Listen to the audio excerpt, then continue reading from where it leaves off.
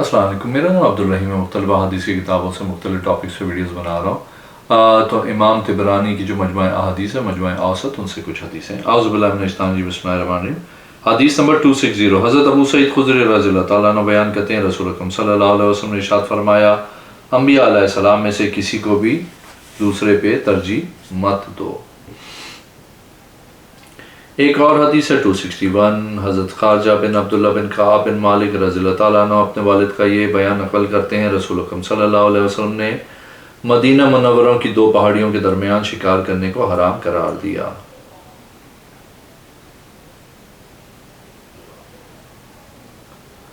ایک اور حدیث ہے 262، حضرت عبداللہ بن عمر رضی اللہ تعالیٰ عنہ بیان کرتے ہیں، رسول اکرم صلی اللہ علیہ وسلم، حضرت ابو بکر صدیق اور حضرت عمر بن خطاب رضی اللہ تعالیٰ عنہ دونوں عیدوں میں خطبے سے پہلے نماز عید پڑھا یا کرتے تھے۔ ایک اور حدیث ہے 263، حضرت ابو سعید خدری رضی اللہ تعالیٰ عنہ فرماتے ہیں، رسول اکرم صلی اللہ علیہ وسلم نے ارشاد فرمایا، وسیلہ اللہ تعالیٰ کی بارگاہ میں ایک درجہ ہے، اس کے اوپر کوئی درجہ نہیں ہے، تم اللہ تعالیٰ سے یہ دعا مانگا کرو کہ اللہ تعالیٰ مجھے وہ مقام عطا فرمائے۔ ایک اور حدیث ہے 264، حضرت معاویہ رضی اللہ تعالیٰ عنہ بیان کرتے ہیں، رسول اکرم صلی اللہ علیہ وسلم نے ارشاد فرمایا، امرا کوئی چیز دوسرے کو زندگی بھر کے لیے تحفے میں دینا کچھ شرائط کے ساتھ، ان شرائط پہ تحفہ دینے والا اور تحفہ لینے والا دونوں منتفق ہو، مثلا تحفہ دینے والا یہ کہے کہ یہ چیز تیرے لیے ہے جب تک تیری زندگی ہے، جب تو مر جائے تو یہ چیز لوٹ کے میرے پاس آ جائے گی، یا یہ چیز تیرے لیے ہے جب تک میں زندہ ہوں، اگر میں مر جاؤں تو یہ چیز لوٹ کے میرے گھر والوں کے پاس آ جائے گی، میراث کے مقام قائم مقام ہے۔ ایک اور حدیث ہے 265، حضرت ابو جہیم بن حارث بن اسما انصاری رضی اللہ تعالیٰ عنہ بیان کرتے ہیں، رسول اکرم صلی اللہ علیہ وسلم نے فرمایا، نمازی کے آگے سے گزرنے سے بہتر ہے کہ 40 سال تک انتظار کر لیا جائے۔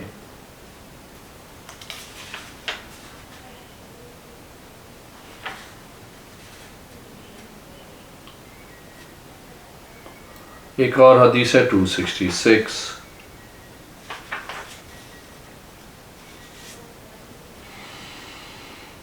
ام المومنین سیدہ عائشہ صدیقہ طاہرہ رضی اللہ تعالیٰ عنہ فرماتی ہے، رسول اکرم صلی اللہ علیہ وسلم نے ارشاد فرمایا، کنویں کا اضافی پانی پینے سے کسی کو نہ روکا جائے۔ ایک اور حدیث ہے 269، حضرت عبداللہ بن عباس رضی اللہ تعالیٰ عنہ فرماتے ہیں، رسول اکرم صلی اللہ علیہ وسلم سے لکھنے کے بارے میں پوچھا گیا، آپ صلی اللہ علیہ وسلم نے فرمایا، اس سے علم نجتگی آتی ہے۔ ایک اور حدیث ہے 270، محمد بن عبداللہ بن حبش رضی اللہ تعالیٰ عنہ سے مروی ہے، انہوں نے رسول اکرم صلی اللہ علیہ وسلم کو یہ فرماتے ہوئے سنا، اگر کوئی آدمی اللہ کی راہ میں شہید کر دیا جائے، پھر اس کو دوبارہ زندہ کیا جائے، دوبارہ اس کو اللہ کی راہ میں شہید کیا جائے، وہ اس وقت جنت میں داخل نہیں ہوگا جب تک وہ اپنے قرضہ جات کی ادائیگی نہیں کر دے گا، وہاں پہ ادائیگی کے لیے سونا اور چاندی نہیں، وہاں تو صرف نیکیاں ہیں یا گناہ ہوں گے۔ ایک اور حدیث ہے 271، حضرت عبداللہ بن مسعود رضی اللہ تعالیٰ عنہ فرماتے ہیں، رسول اکرم صلی اللہ علیہ وسلم نے ارشاد فرمایا، غافل لوگوں میں سے اللہ پاک کا ذکر کرنے والا شخص اس شخص کی طرح ہے جو بھاگنے والوں میں صبر کرنے والا ہے۔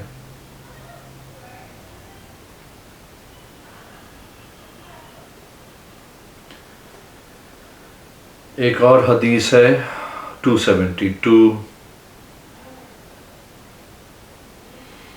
حضرت ابو ہریرہ رضی اللہ تعالیٰ عنہ فرماتے ہیں، رسول اکرم صلی اللہ علیہ وسلم نے ارشاد فرمایا، جو شخص 10 آدمیوں کا یا اس سے زیادہ لوگوں کا ذمہ دار بنایا گیا، اس کو قیامت کے دن باندھ کر پیش کیا جائے گا، اللہ تعالیٰ جس چیز کے بارے بدلے چاہے اس کو عنایت فرمائے گا، اور جس چیز کے بدلے میں چاہے گا اس کو سزا دے گا۔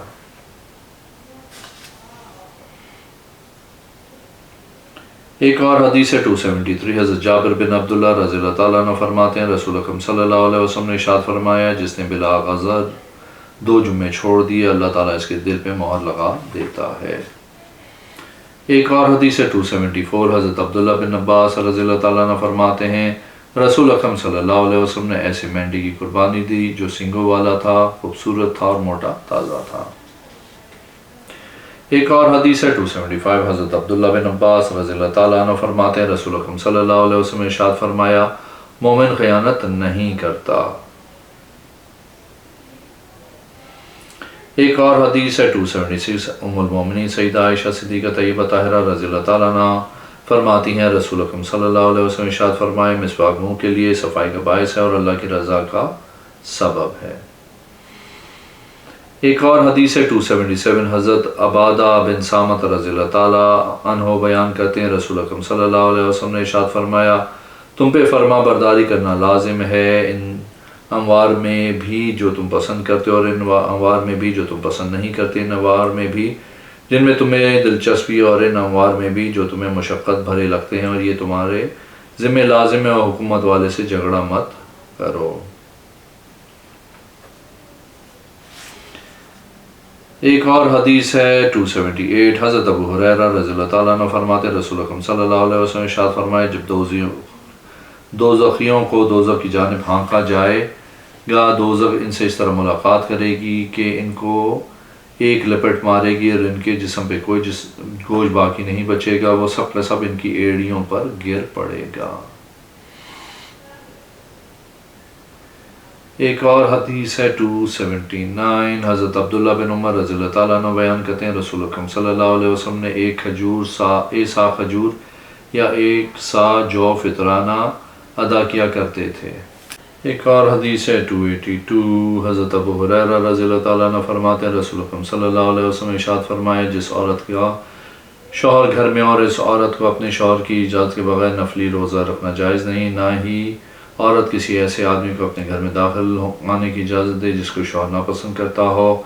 اور عورت اپنی کمائی سے جو صدقہ کرے گی اس کے صدقے کے ثواب میں آدھا حصہ اس کے شوہر کو ملے گا، جبکہ اس کے اپنے ثواب میں کوئی کمی نہیں کی جائے گی۔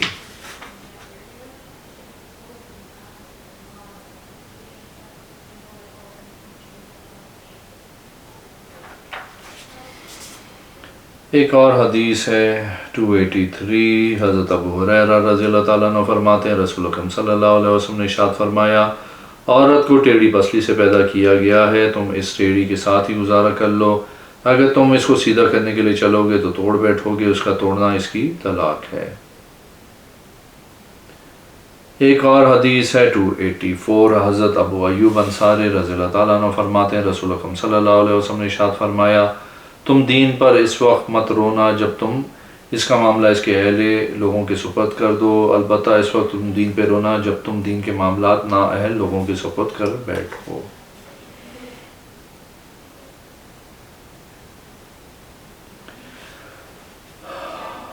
ایک اور حدیث ہے 285 حضرت عبداللہ بن حارث بن زبیدی رضی اللہ تعالیٰ عنہ بیان کرتے ہیں رسول اکرم صلی اللہ علیہ وسلم ارشاد فرمایا مشرق کی جانب سے ایک قوم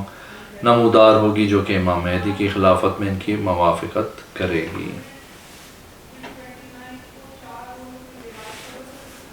ایک اور حدیث ہے 286 حضرت عبداللہ بن عباس رضی اللہ تعالیٰ عنہ رسول اکرم صلی اللہ علیہ وسلم کے حوالے سے بیان کرتے ہیں جس آدمی کو 10 آدمیوں کا ذمہ دار بنایا گیا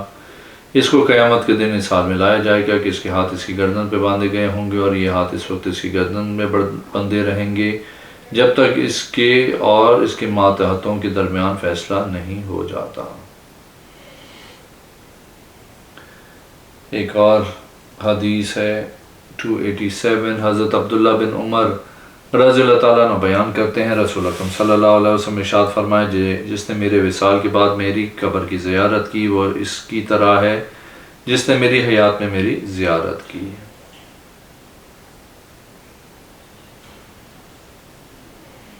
ایک اور حدیث ہے 288 حضرت ابو امامہ رضی اللہ تعالیٰ عنہ سے مروی ہے رسول اکرم صلی اللہ علیہ وسلم نے ارشاد فرمایا حور العین کو زعفران سے بنایا گیا ہے۔ ایک اور حدیث ہے 289 حضرت عبداللہ بن عمر رضی اللہ تعالیٰ عنہ بیان کرتے ہیں رسول اکرم صلی اللہ علیہ وسلم نے ارشاد فرمایا بے شک اللہ تعالیٰ نے عمر رضی اللہ تعالیٰ عنہ کی زبان اور ان کے دل پہ حق جاری کر دیا ہے۔ ایک اور حدیث ہے 290 حضرت علی بن ابی طالب رضی اللہ تعالیٰ عنہ فرماتے میں نے رسول اکرم صلی اللہ علیہ وسلم سے 6 چیزیں سیکھی ہیں۔ ایک طلاق نکاح کے بعد ہی ہو سکتی ہے، 2 غلام کی آزادی مالک بننے کے بعد ہی ہو سکتی ہے، 3 گناہ کے کام کی مانی ہوئی منت کو پورا کرنا ضروری نہیں ہے، 4 بالغ ہوتے ہی یتیمی ختم ہو جاتی ہے، 5 دن کا روزہ رات میں جاری نہیں رکھا جا سکتا، 6 مسلسل روزے رکھنے کی اجازت نہیں ہے۔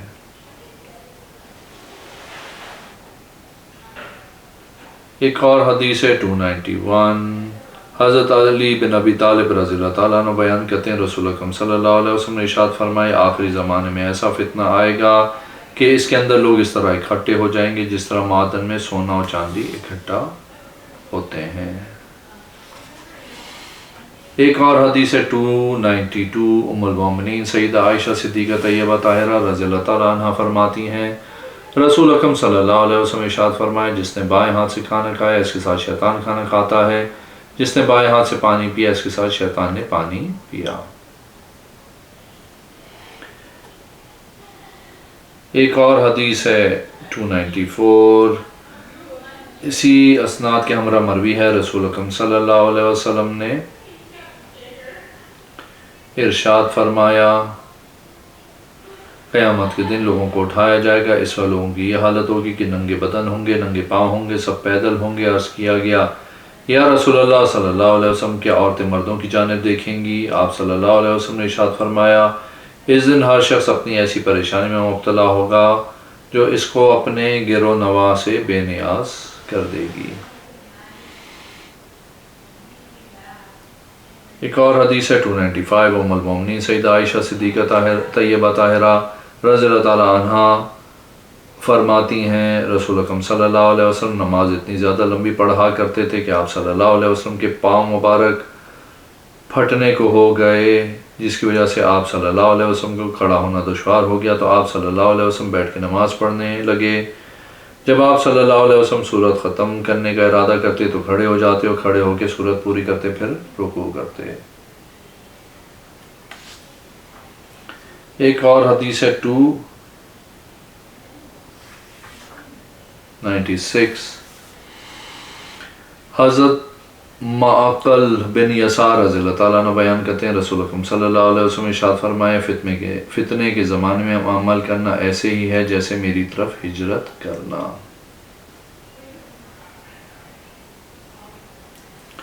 ایک اور حدیث ہے 297، حضرت حمزہ بن عبداللہ بن عمر رضی اللہ تعالیٰ عنہ اپنے والد محترم کا یہ بیان نقل کرتے ہیں رسول اکرم صلی اللہ علیہ وسلم نے ارشاد فرمایا جس نے امت کو مسا کر دیا اس کی نسل نہیں چل سکی۔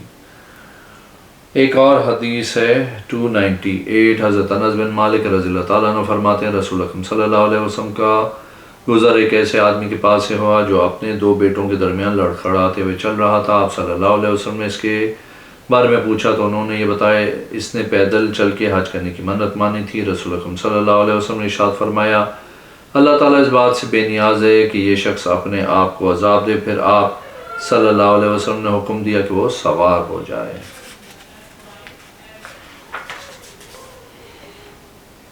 ایک اور حدیث ہے حدیث نمبر 299، حضرت ابو ہریرہ رضی اللہ تعالیٰ عنہ بیان کرتے ہیں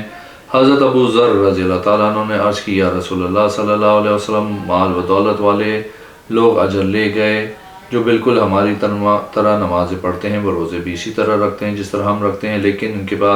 پاس مال کی فضیلت ہے، ہمارے پاس ایسا مال نہیں ہے کہ ہم اسے صدقہ کر سکیں۔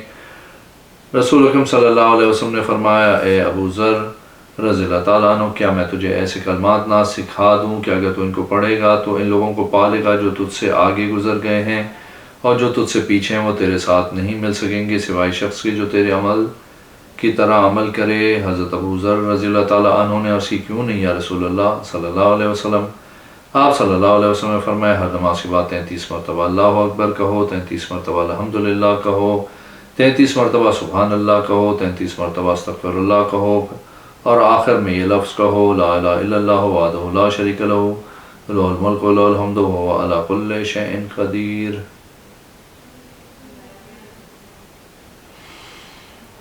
ایک اور حدیث ہے 300، حضرت عبداللہ بن عمر رضی اللہ تعالیٰ عنہ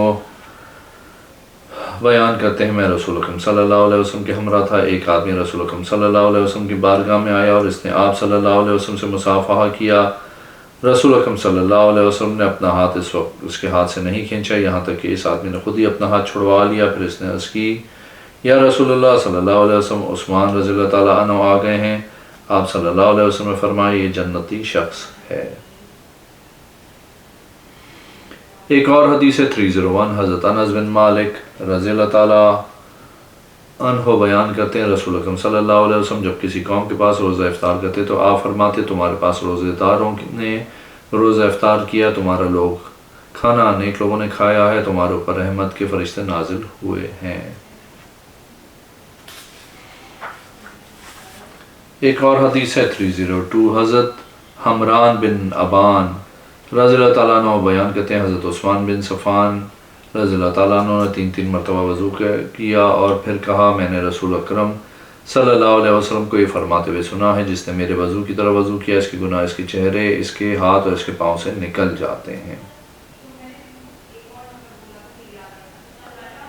ایک اور حدیث ہے 303 حضرت ابو حمزہ بن عبداللہ بن عتبہ رضی اللہ تعالیٰ عنہ بیان کرتے ہیں میں نے ابو عبداللہ بن عتبہ بن مسعود رضی اللہ تعالیٰ عنہ سے پوچھا تمہیں رسول اکرم صلی اللہ علیہ وسلم کے حوالے سے کون سی بات یاد ہے؟ انہوں نے کہا مجھے یہ بات یاد ہے میری عمر 5 سال یا شاید 6 سال کی تھی. آپ صلی اللہ علیہ وسلم نے مجھے پکڑا, اپنی گود مبارک میں بٹھایا, میرے سر پہ اپنے دست مبارک پھیرا, میرے لیے اور میرے بعد میری اولاد کے لیے برکت کی دعا مانگی.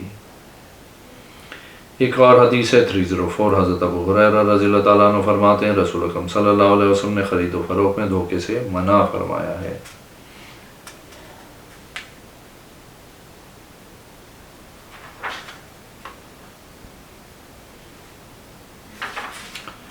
اور حدیث ہے 305 اسی اسناد کے ہمراہ مروی ہے رسول اکرم صلی اللہ علیہ وسلم نے کنکری پھینک کے خرید و فروخت کرنے سے منع کیا. اس کا طریقہ یہ ہوا کرتا تھا کہ خریدنے والا بیچنے والے سے ہی کہتا تھا میں کنکری پھینکوں گا جس چیز پہ میری کنکری پڑے گی وہ چیز میری ہوگی. خریدار بھی اس چیز کے خریدنے کا پابند ہوتا تھا, اس کے بیچنے والا اس کو روک نہیں سکتا تھا.